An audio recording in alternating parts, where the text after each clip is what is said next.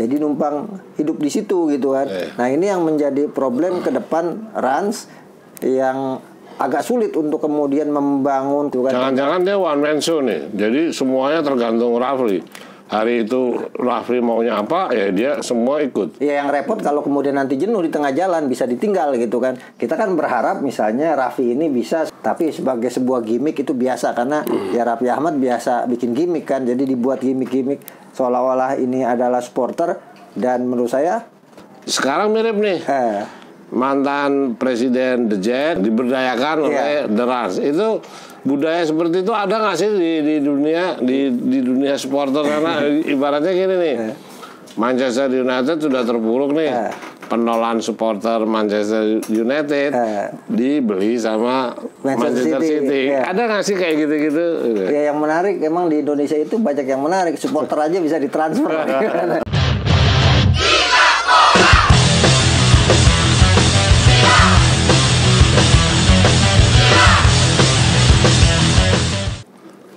Bravo Cocomeo Channel.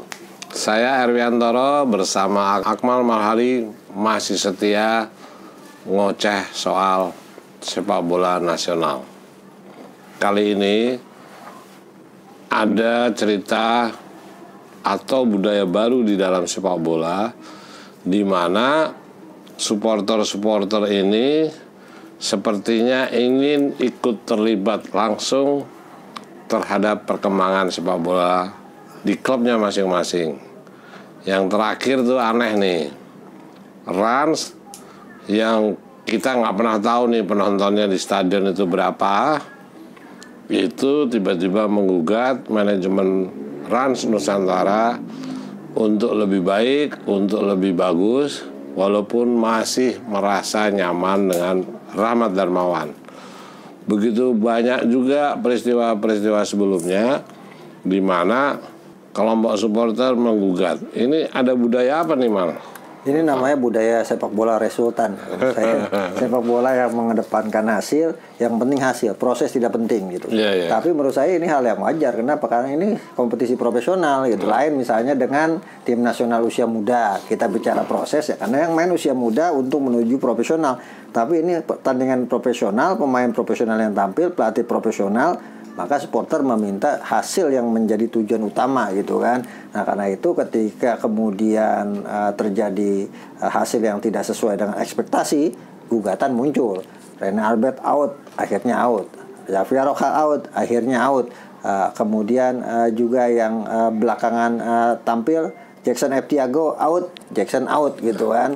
Tapi yang menarik dari 3 tim yang out ini misalnya, Persik Kediri sampai sekarang belum pernah meraih sekalipun kemenangan gitu. Hanya mampu meraih hasil terbaik adalah seri imbang lawan Bayangkara 1-1, selebihnya kalah lawan Persita, lawan Madura, lawan Barito, kemudian juga lawan PSIS, dan terakhir kalah di kandang lagi lawan PSS Sleman. Nah ini problem yang dihadapi.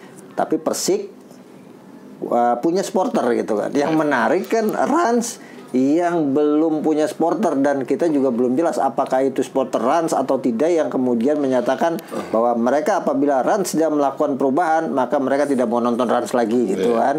Nah, pertanyaannya penontonnya siapa? Nah itu dia gitu. Tapi sebagai sebuah gimmick itu biasa karena ya Raffi Ahmad biasa bikin gimmick kan. Jadi dibuat gimmick-gimmick seolah-olah ini adalah supporter, dan menurut saya ya sah-sah saja gitu kan. Tapi untuk sebuah tim yang baru dibentuk emang butuh proses untuk punya supporter gitu kan. Setidaknya kalau Raffi Ahmad mau konsisten, mereka baru punya supporter 3 tahun dari sekarang gitu kan. Itu pun kalau menang terus. Itu pun kalau tidak pindah-pindah gitu kan. Ini kan problemnya adalah Rans ini pindah-pindah yang nomaden hidupnya. Mengingatkan kita kepada Pelita Jaya tempo dulu gitu kan. Udah punya masa di Cilegon, tapi kemudian ditarik ke Jakarta, Stadion Madia. Sekarang main di Bogor, di mana Bogor ada Persikabo juga gitu kan, sesama klub Liga 1. Jadi numpang hidup di situ gitu kan. Nah, ini yang menjadi problem ke depan Rans yang agak sulit untuk kemudian membangun komunitas supporternya gitu kan. Kalau komunitas supporter dunia mayanya tidak perlu diragukan karena Raffi Ahmad adalah selebgram dan public figure yang punya follower banyak. Tapi untuk dunia nyatanya harus kerja keras untuk membangun klub ini bisa punya supporter setidaknya menurut saya 3 tahun. Yang contoh paling gampang adalah Bayangkara FC saja gitu, belum punya supporter yang sudah 2017 misalnya sampai sekarang 2022 5 tahun. 5 tahun bahkan belum punya supporter yang militan gitu kan. Nah, ini PR buat Rans Nusantara, bagaimana mereka harus bisa meyakinkan publik tentunya dengan kekuatan yang mereka miliki untuk bisa publik kemudian tertarik untuk mendukung mereka.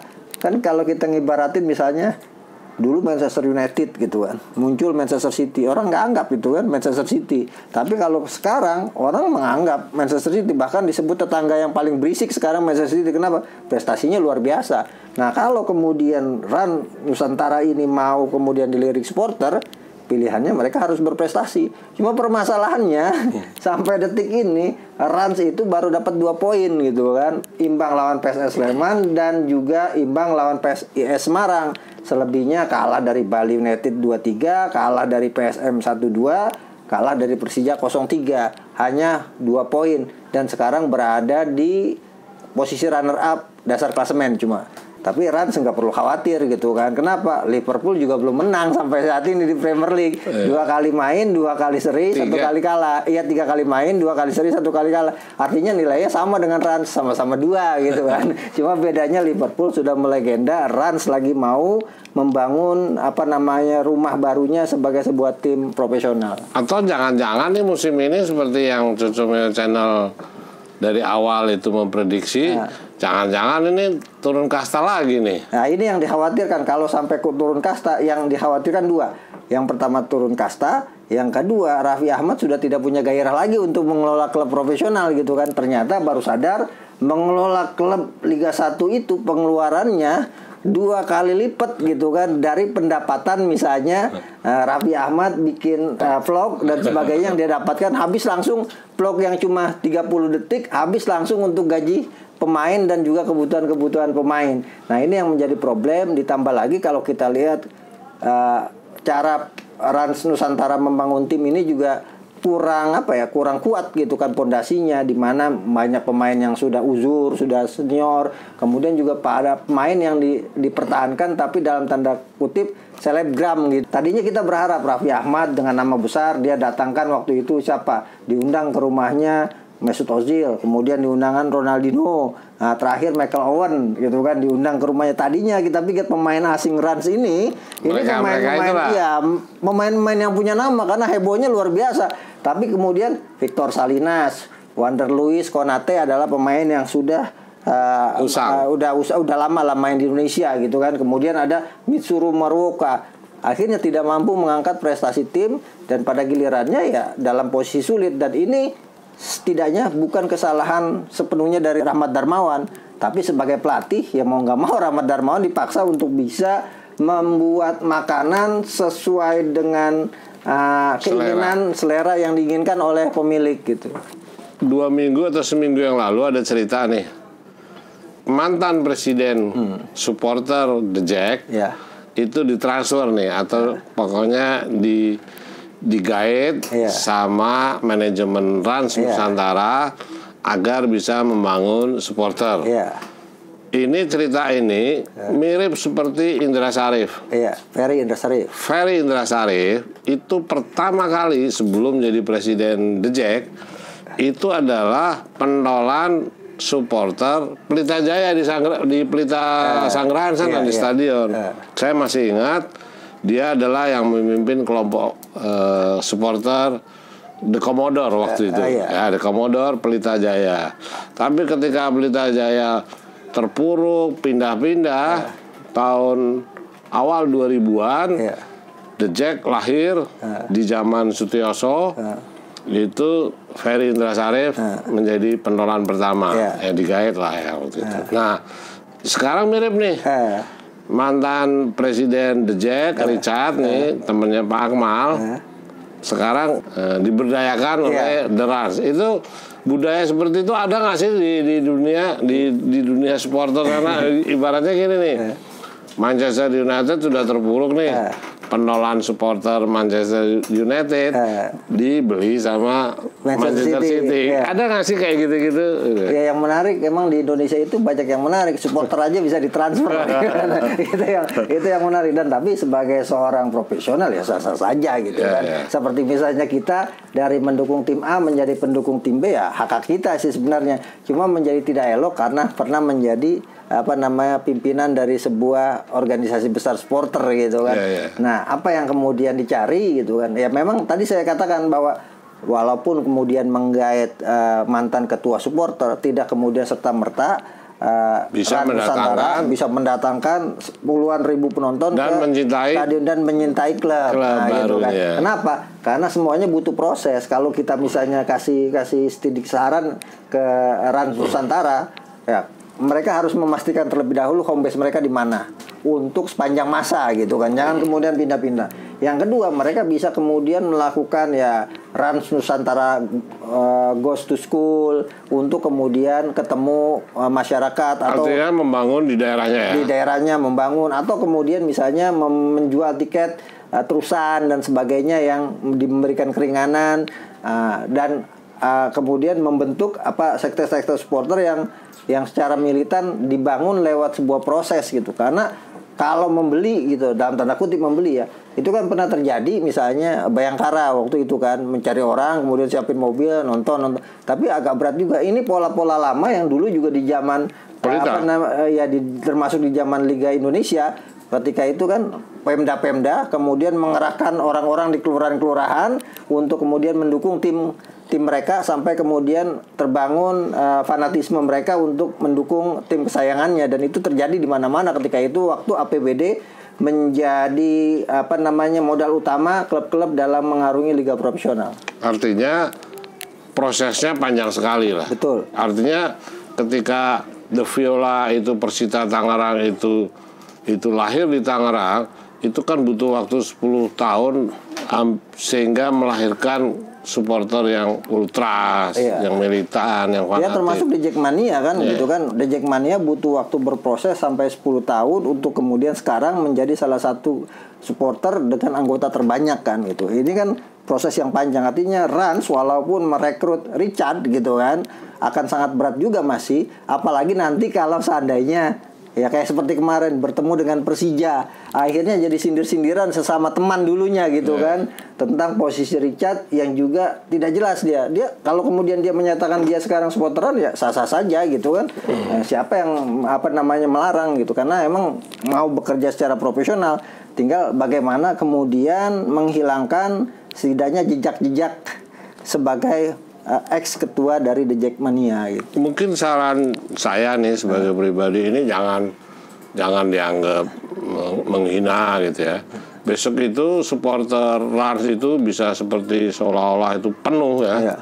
Ketika dia menghadapi Persija, itu pasti The Jack itu menyerbu home base-nya Rans Nusantara, di mana supporternya mungkin nggak ada ya kan, tapi terlihat di situ adalah orange. Itu kira-kira gimana tuh? Bisa jadi seperti itu. Iya, bisa jadi. Misalnya ya tim-tim seperti yang kasus yang sebelum-sebelumnya ya, Bayangkara misalnya, ketika melawan Persib maka stadion penuh, tapi pendukung lawan yang hadir gitu kan. Sama juga misalnya kemarin gitu kan, antara ketika Rans sebagai tuan rumah kemudian dibantai Persija 03, ketika itu seolah-olah Persija sebagai tuan rumahnya padahal sebagai tim tamu.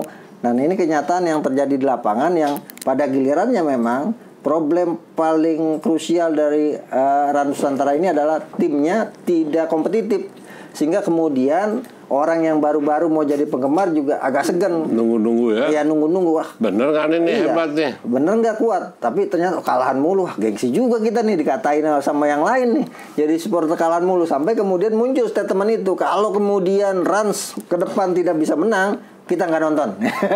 Nah, itu kan yang kemudian ancaman yang disampaikan. Kita nggak nonton, ini siapa yang nggak nonton gitu kan?